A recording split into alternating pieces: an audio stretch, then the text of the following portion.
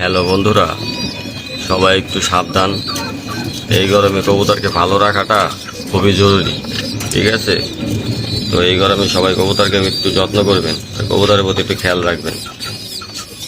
প্রচণ্ড পরিমাণ গরম পড়ছে, কিন্তু একটুখানি ভুলের জন্য কিন্তু আপনি সম্পূর্ণ লকটাই শেষ হয়ে যেতে পারে।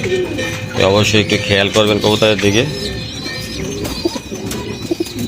কবুতরকে সারাদিন সময় দিতে হয় না, আমরা কিন্তু সারাদিন কবুতরকে সময় দিই না, আমরা কিন্তু কাজও করি এবং কি কবুতরও পালি।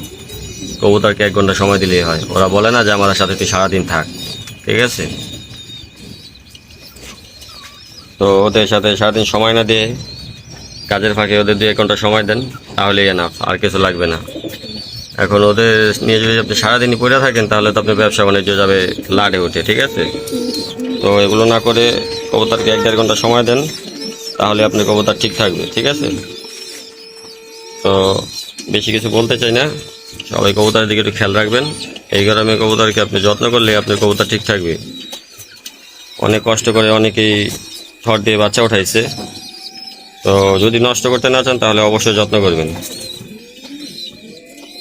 তো ভালো থাকবেন, সুস্থ থাকবেন, সবার কবুতরের দিকে খেয়াল রাখবেন।